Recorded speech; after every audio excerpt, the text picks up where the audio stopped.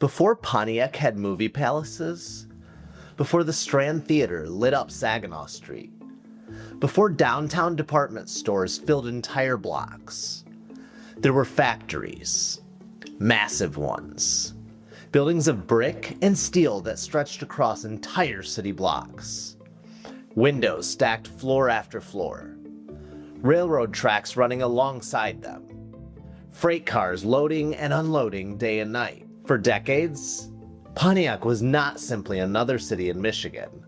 It was a place where things were made. Machines, engines, trucks, automobiles. The sound of industry defined the city. Steam whistles echoed across neighborhoods. Metal presses thundered inside factory walls. And every morning, thousands of workers passed through the same gates. Lunch pails in hand, boots hitting pavement, ready for another shift. The rhythm of daily life followed the factories. Morning shift, afternoon shift, night shift. Entire neighborhoods moved to that industrial clock. Pontiac did not grow quietly. It grew because industry chose this place, because the city sat in the right location, with the right transportation, with the right people willing to build something bigger than themselves. For much of the 20th century, Pontiac stood as one of Michigan's industrial engines. Factories here supplied vehicles and machinery that moved across the country and around the world. But the industrial story of Pontiac didn't begin with automobiles. It began much earlier.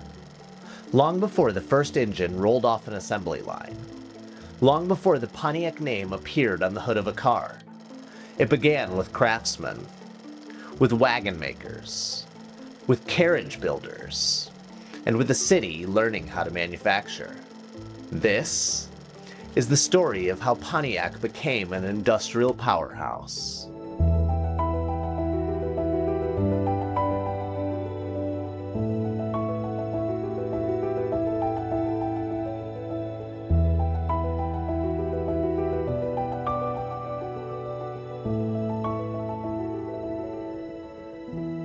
To understand Pontiac's industrial rise, we have to go back to the very beginning of the city.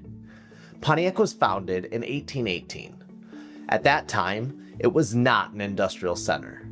It was a frontier settlement. The Clinton River ran through the area, providing water power that early settlers quickly learned to use. Water-powered mills appeared first. Sawmills, grist mills, small operations that supported a growing agricultural region. These mills processed lumber and grain from farms across Oakland County. And while those industries might seem modest today, they were the foundation of Pontiac's early economy. By the mid-19th century, Pontiac had begun to grow into a regional commercial hub. Farmers from surrounding communities traveled into town to sell crops, purchase goods, and conduct business. Stores and workshops appeared along the developing streets. Blacksmith shops, wheelwrights, metalworkers, craft industries that supported both farming and transportation. Then another major development arrived that would permanently change Pontiac's future: the railroad. By the 1840s and 1850s, rail lines began connecting Pontiac to Detroit and the broader Midwest. Railroads transformed the possibilities of the city overnight. Before rail transport, goods moved slowly by wagon. After railroads arrived, Pontiac could ship manufactured products across the region quickly and efficiently. Factories could now receive raw materials and shipped finished goods without relying solely on local markets. Railroads turned Pontiac from a local trading center into a place where manufacturing could scale. As the 19th century progressed, industries in Pontiac expanded beyond mills and agricultural support. Manufacturers began producing wagons and carriages. Woodworking shops specialized in wheel construction. Metalworkers fabricated axles and hardware. These were skilled trades. They required precision, craftsmanship, and mechanical understanding. By the late 1800s, Pontiac had developed a workforce that knew how to build complex vehicles. They just happened to be horse-drawn. But that skill set would soon become extremely valuable, because a new technology was beginning to emerge. A technology that would reshape the entire American economy. The automobile. And Pontiac, with its craftsmen, rail connections, and growing industrial base, was perfectly positioned to take advantage of it.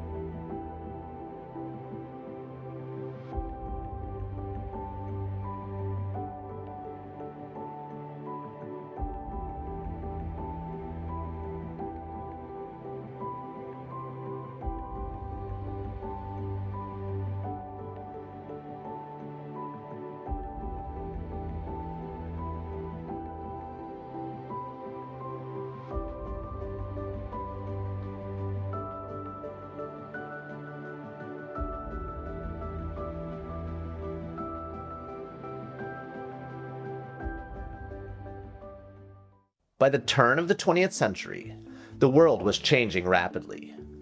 Horse-drawn transportation had dominated for centuries. Carriages, wagons, and buggies moved people and goods across cities and countrysides alike. But engineers and inventors across the United States were experimenting with a new technology, the automobile. Early motor vehicles were noisy, unreliable, and often difficult to operate.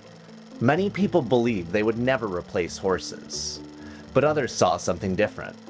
They saw the future. And in Pontiac, one company stepped into that future earlier than most. In 1902, the Rapid Motor Vehicle Company was established in Pontiac. Unlike many early automobile startups, Rapid did not initially focus on passenger cars. Instead, the company concentrated on something far more practical: commercial trucks. That decision turned out to be incredibly important, because while wealthy individuals might purchase early automobiles as novelties, businesses needed reliable transportation immediately. Cities were expanding. Construction projects were increasing. Merchants needed efficient ways to deliver goods. Horse-drawn wagons had limitations. Motorized trucks promised greater speed, greater capacity, and greater reliability. Rapid Motor Vehicle Company began producing trucks designed specifically for commercial use. The vehicles were sturdy, practical, built to handle real work, and the market responded. Production increased, employment grew. Pontiac's reputation as a manufacturing city expanded. Factories needed workers, machine operators, metal fabricators, mechanics, draftsmen. Skilled labor began concentrating in the city. Then, in 1909, something happened that would permanently alter Pontiac's destiny.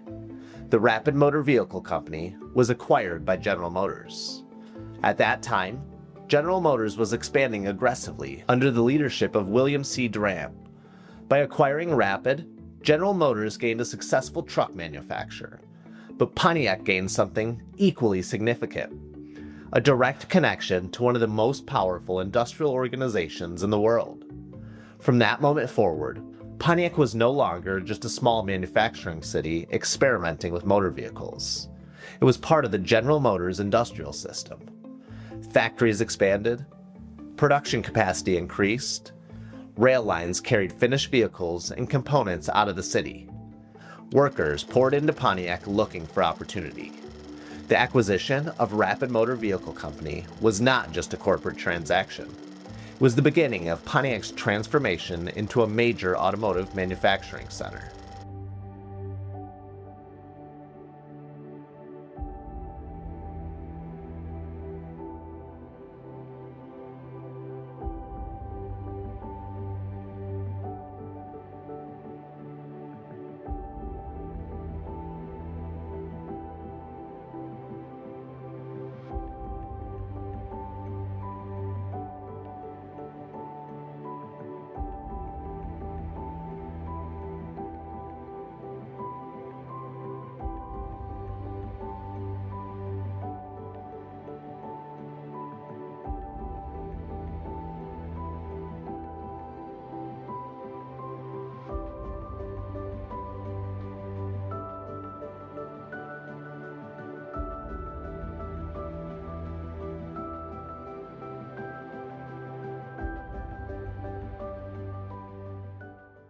By the early 1920s, Pontiac had already become an important manufacturing city within the growing General Motors empire.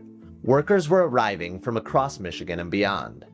Entire neighborhoods were being built to house the workforce needed to help keep these plants running.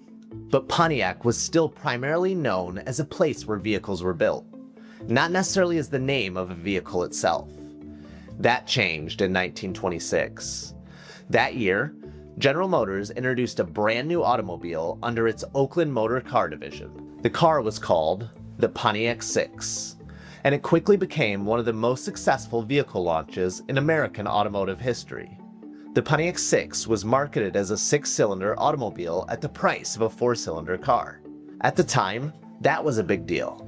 6-cylinder engines offered more power and smoother performance, but they were usually reserved for more expensive vehicles. Pontiac offered something different: performance, affordability, reliability. The market responded immediately. Within its first year of production, Pontiac sold more than 75,000 cars. The car quickly outsold the Oakland models it had originally been designed to support. Eventually, the Oakland brand was phased out. Pontiac took its place. From that moment forward, the name Pontiac would appear on millions of automobiles produced across the United States and around the world. And many of those vehicles were built right here in Pontiac, Michigan. Factories throughout the city expanded to meet demand. Assembly plants, engine plants, part suppliers, metal fabrication shops, glass, electrical systems. The automotive industry doesn't operate with a single factory. It operates with an entire industrial ecosystem. And Pontiac became one of the centers of that ecosystem. Pontiac wasn't just a place on the map anymore. It was a name on the hood of a car. If you or someone in your family worked in Pontiac's factories, if you remember the plants, or if you have stories about what the city was like during its industrial peak, share them in the comments. Because the best history doesn't just come from books. It comes from the people who lived it. I'm Chris Hubble, and this is Pontiac Pulse.